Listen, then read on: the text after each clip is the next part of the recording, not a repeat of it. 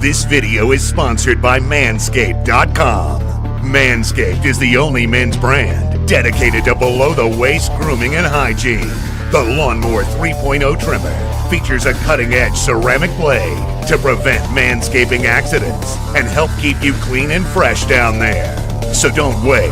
Click the link in the description and head over to manscaped.com/MMA World and get 20% off on your order, plus free shipping.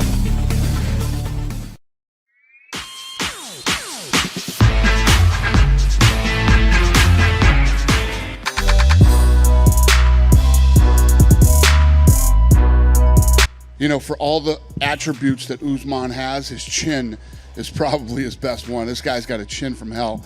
He took some big shots tonight and just kept coming forward. And, I was just talking to him back there. You know, he said, yeah, he buzzed me with that first shot. But, I've been there with him before. He always throws, he said he used to get hit with that punch when they used to spar. And, basically it just made him mad.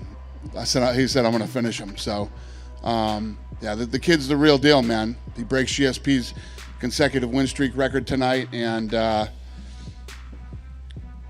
for the people that know, for the people that actually know about fighting, they know that this win tonight was a big deal over a very motivated, well-trained, mentally tough, confident, badass kid. You think of like Joe Louis had the long, whatever it was, 25, consecutive wins and everything. Usman's, what is he now, 18, I think it is? 17. 17? Yeah.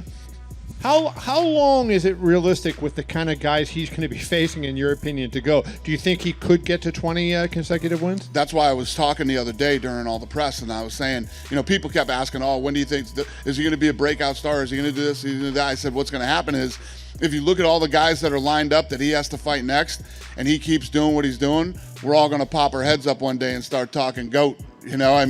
If this guy can continue, it's not just how are you fighting, are you winning, it's who you're fighting.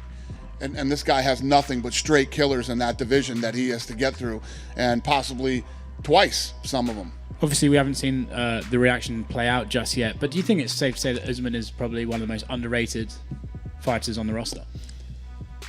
By who? Not by me. Not by me.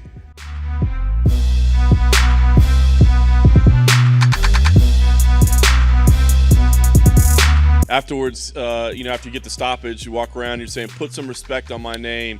I'm curious, who do you feel like is not giving you the respect? Everyone. The critics, the media, all of them. Not that I really give a shit, but I give a shit. I'm an artist and I'm sensitive about my shit, So put some respect on my name. Like, that pound for pound list is not a popularity contest, I haven't really lost rounds in here. I control what goes on inside that cage. And, it's just, I feel, just because I'm not the loudest guy in the room, I'm not the most braggadocious, I don't get in trouble outside, I'm not in headlines all the time.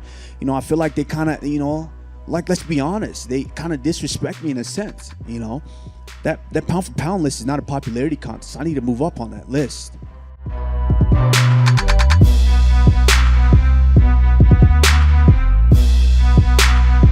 I get overexcited, and I went my guy Cody Garbrandt crazy. As soon as I heard him, and that was the second time. I think I did make the same mistake when I fought Dan Hooker, and I got overexcited, and then to become a champion in that game, I cannot make those mistakes.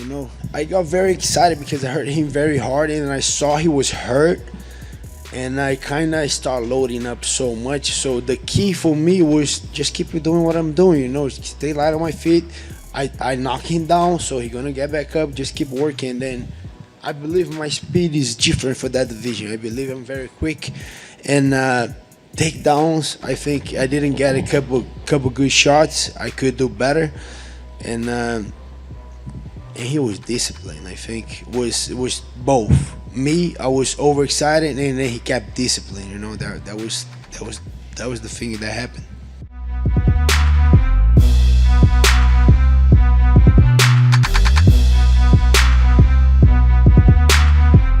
He clipped you early. Talk about that. I mean, how hurt were you at that point? What's going through your mind? Because from the outside, it looked like you were hurt. I wasn't necessarily hurt. I was just kind of a little off balance. Like the cage was slippery in there. I kept pouring water. If you saw in between rounds, I kept pouring water on the ground because it was very slippery in there. But the funny thing is that's exactly kind of how our sparring went. You know, he's he was a lightweight coming up, but he's got big power in his hands, and he's a hooker. Anybody else in the division, they get caught with one of those hooks, they're going to sleep. But I'm a champion for a reason, and I recompose better than anybody. And so I just kind of had to recompose myself and listen to my coaches. They told me not to rush it. You know, I know what I worked on this camp, and I just had to stick with the game plan, go out there and watch the whole fight come into fruition.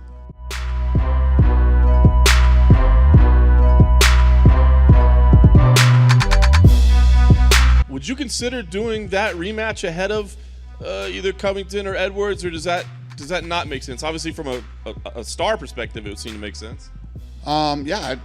Listen, there's a lot of options for him right now, and if that's the fight he wants, then that's the fight Masvidal wants, and I'm sure the people would like to see it too. So I don't know, but I don't know if I've ever told you guys this or not, but I don't make fights the night of the fight.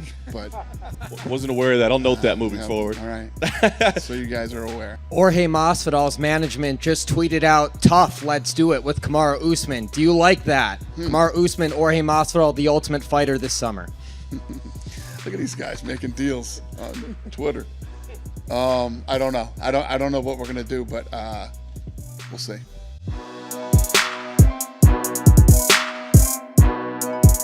You know, we got this little street thug calling himself Jesus. He thinking he's Jesus, and you know, Joe, we tried to make that fight several times. They tried to make that fight, but he kept backing out.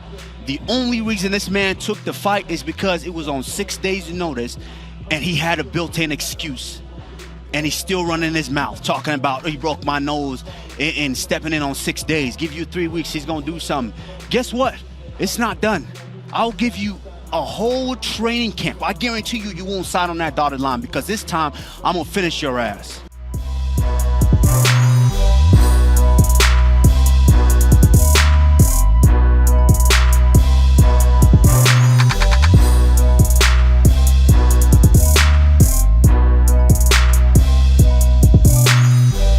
He had a built-in excuse.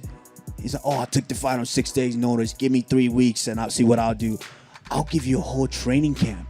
And this time I want to stop him for real, because I think that's the only thing that's going to close his mouth.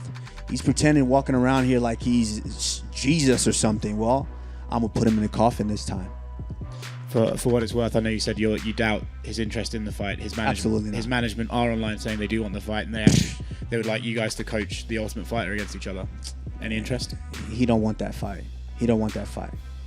I guarantee you he doesn't want that fight. I wouldn't say it if I didn't want it. Have I lied up here yet? Have I lied to you guys yet? About anything? Nothing. Is that Masvidal fight more important to you than maybe the winner of Edwards Covington? Well, like I said, put some respect on my name for a reason. You know, that fight, he had a built-in excuse. That's the only reason he took that fight. We tried to make that fight twice before. He said no. You know, for the May, you know, we know when Khabib and I think it was Ferguson, when they fell out, we tried. I called Dana right away. I said, hey, it's 2 weeks notice. I haven't really been training, but I'll step in if you need me to. And they tried to make that fight, but Masvidal said no. And then he did an interview to where he said, oh, well, the numbers weren't right and this and that. He's been saying no. The only reason he took that fight on Fight Island is because it was a built-in excuse. He was training the whole time. But he said, oh, I only had 6 days notice, so that's why that went that way. Well, guess what? I'll give you a whole training camp, and this time I will stop him. I promise you. That's why I was disappointed in myself that last fight, because I know I could stop him. But with all the circumstances that took place, I just went out there and dominated him from start to finish. So this time I will stop him if he wants to step up. But I guarantee you he doesn't want to. He's going to be quiet. Is that the one you want, though, above anything else? They can all get it. I don't care. They can all get it. They need to show me some activity, you know. Show me something, and step up, and you know, and we'll take care of business. Yeah, you're taking everything I work for, motherfucker. I'm gonna fight your fucking ass. You know what's the real fight? What's the real money fight is me, not these clowns that you already punked at the press conference. Don't no one want to see that. You know you beat them already. That's the easy fight. You want that real shit right here. Hey, and I'm not. Unfortunately, we can't talk like that on Fox.